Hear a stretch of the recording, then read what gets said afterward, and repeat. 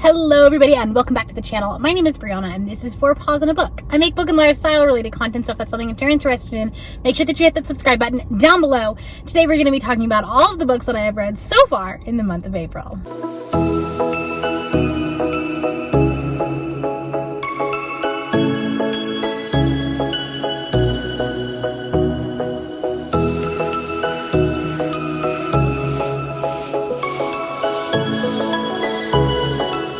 Okay, I'm not sure what is to blame. Actually, I do. Realmathon is 100% to blame.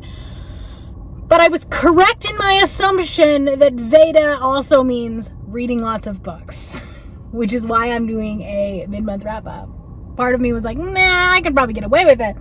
But then I looked at my numbers, and I have read 13 books so far in the month of April, which is absolutely insane. Granted, half of those were read in one weekend. I'll link my Realmathon Peace Talks vlog up there if you would like me to go into more detail about it. But I did binge read the Wayward Children series, and we'll get into that. If you are new to the way that I do my wrap-ups, at the end of the month, I will talk about all of my stats, my page counts, my goals, all of that will be talked about, and then I talk about books from my least favorite to my favorite. However, in my mid-month wrap-up, I will talk about these in chronological order. I'm not going to go over any stats or anything like that. We're just going to go into detail about what I thought of the books. So let's get started. Grab a drink. This one's probably going to be a long one. Despite having read 13 books this month so far, I've only read like 2 or 3 of them from my categories TBR. Now, I already kind of told myself I'm not giving myself punishments in April or May because of the wedding, and I'm doing lots of other things. I've turned into a mood reader. That is 100% for sure. So, the first book I read in the month of April was The Dragon's Bride by Katee Robert. I did this. I read Dragon Smut with 2 eggplants. This dragon had 2 eggplants. I don't know. It was a trip. We were on Sprints one night with the late night crew, and Bobby started talking about this Dragon Smut book. And Bobby's also the reason why we all read Ice Planet Barbarians last month. So we all went on Kindle and we bought it and we read it. And it was a very quick read. I read it in less than 24 hours. It was a ride and a half, and was not my favorite Katee Robert book, for sure. I only ended up giving this one 2 stars. It was, so all over the place. It was also more of a novella length. It was weird, for sure, but it was not great. I don't really know how to talk about this book, definitely while staying monetized. I don't know how to do that. But this is essentially about this girl who, makes a deal with a demon and ends up marrying a dragon that has 2 eggplants. I want to reiterate that. And if you know, you know.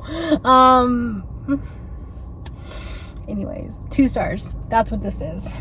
The second book that I read in the month of April was Gallant by V.E. Schwab. This is V.E. Schwab's newest book, and I actually really enjoyed this one. I gave it 4 stars. Not my favorite V.E. Schwab book by any stretch of the imagination, but it definitely had that whimsical lyrical writing quality that Addie LaRue did, which is what I loved so much about that book. This is about a girl who is nonverbal, and she gets this letter to attend Gallant, which is a house that was in her family forever. And she has these letters or this journal from her mother, and that's basically all she has about her family. And then she goes to this house, and she has some extended family members there, and no one can figure out who sent that letter. And so then it's this really haunted house type mystery. It has a lot of whimsical elements to it, but I enjoyed it. I thought it was one of those books that you don't really know what's going on until the very end, and even then maybe not so much. It's more this book is all vibes. That's what this book is. And I think that's why I like it so much. Then I read a short story that was an Audible original, and that was The Cleaners by Ken Liu. And this is a sci-fi fantasy retelling of The Princess and the Pea. Essentially, the way that it relates to The Princess and the Pea is that memories stick to objects, and you are based on how resilient you are to the memory and the smell and the way that you can feel these memories. Essentially that's kind of the relation to Princess and the Pea, and this one person has a very strong sensitivity to even the faintest memory.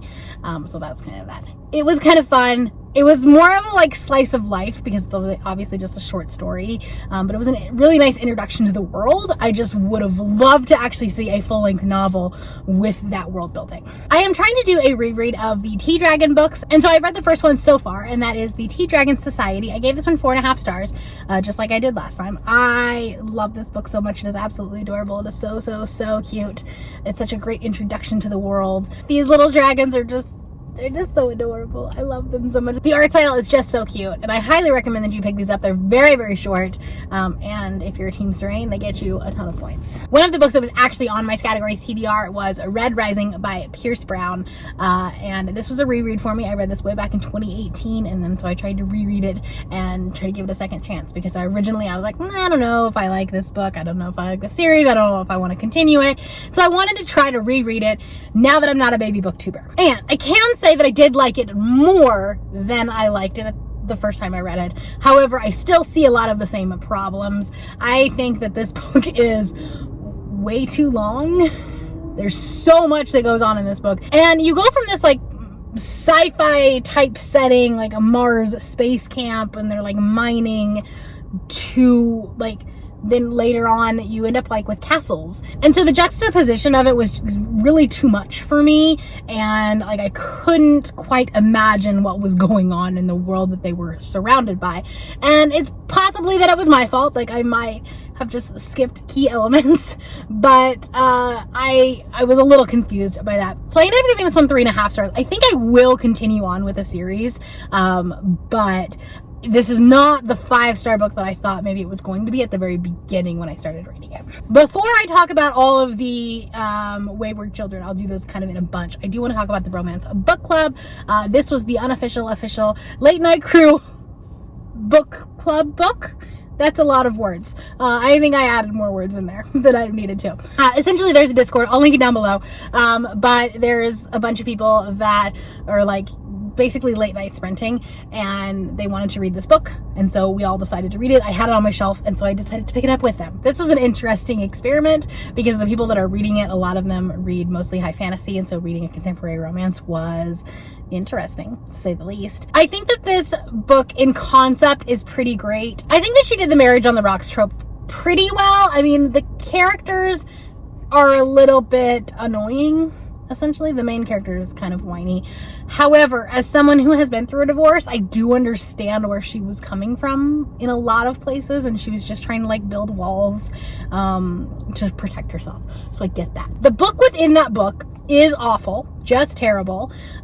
Don't get it at all. It's very stereotyped, which is just meh. You know, we're beyond that. I did really like the guys in this group, which is great because those are like the main characters going forward in the other books.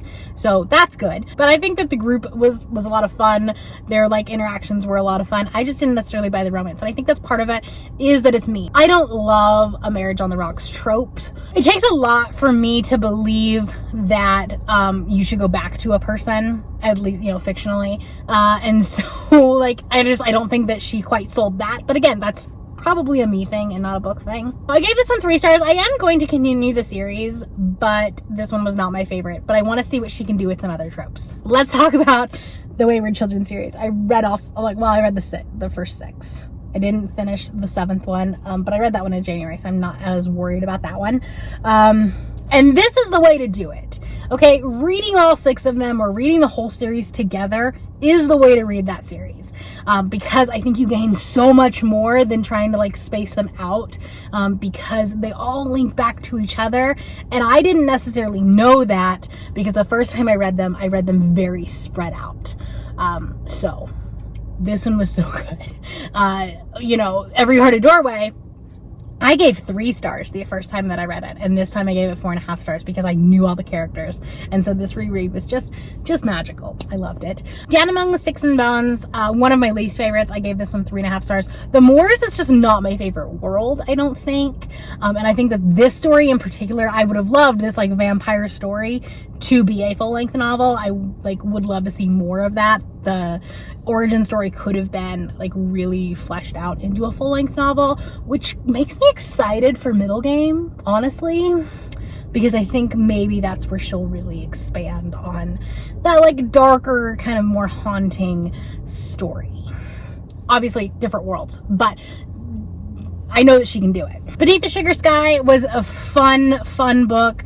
I gave this one 4.5 stars. Originally, this one was my favorite in the series. However, In an Absent Dream, I think this time around is my favorite in the series. I love the Goblin Market.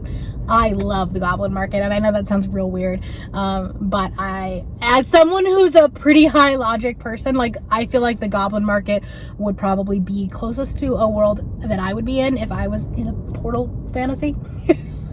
So I gave that one 5 stars. Then Come Tumbling Down is also in the Moors. I gave this one 4 stars. I didn't, again, not my favorite world. And then Across the Green Grass Fields, I gave 3.5 stars. So all of them were bumped up, because even that one, I only gave 3 stars to my first time around. So all of them have kind of been bumped up. And it's just because, like, the characters are a little bit more fleshed out now that I've read all of them. And reading them together is just chef's kiss. One more book I finished last night, and that was Hooked by Emily McIntyre. After reading The Wayward Children and reading so much in one weekend, I needed something different. I needed kind of a palate cleanser. It still took me 4 days to read this book. Like, that's how much of a little bit of a slump I'm in. I think now I'm going to try to pick up like a real chunky book. But I did pick up this, and this is a dark, kind of a mafia romance, and it's loosely based on Peter Pan. And when I say loosely based, I mean it's not a retelling or anything like that, but there are, like, the main characters are Wendy, Hook, and, you know, Peter, and there's Smee, and, like, there's more just, like, Easter eggs about this book. Essentially, James Barry, which I thought was a great Easter egg, is also Hook. He meets Wendy, and Wendy is actually the daughter of this other, like, mafia lord that James is trying to get, like, revenge on because of something that happened.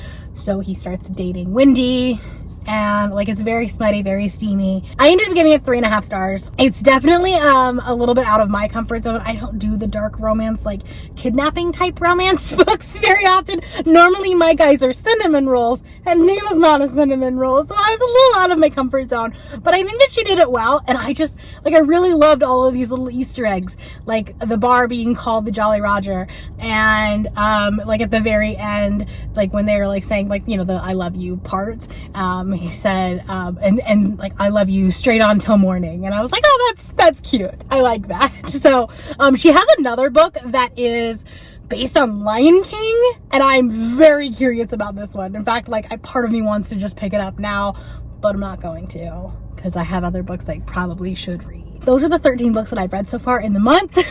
Hopefully the second half is not as crazy. In fact, I know it won't be, but hopefully I just start getting some, like, bigger, chunkier books out of the way now that I've gotten my, like, book count out of the way. That is all I have for you today. If you're feeling chatty, let me know a book that is on your TBR that you are anticipating or that you want to get to before the end of the month, but for some reason you just haven't picked it up yet. And if you're not feeling chatty, you can put a boat emoji for the Jolly Roger, since we were just talking about Peter Pan. That is all I have for you today. If you're new here and you have not yet subscribed, there is a little red button that you can do so down below the video, and all of the other links to my social media will be in the description below if you'd like to be my friend on any other platform. Thank you all for watching, and I will see you next time. Bye!